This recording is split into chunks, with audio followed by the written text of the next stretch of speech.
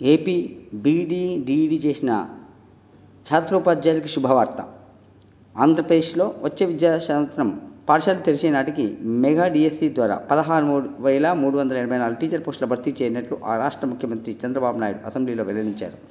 దీనిలో SGT 6,371, school assistant 7725, TGT 1781, PGT 286, PET 132, principals 52 ఖాళీలు ఉన్నాయి.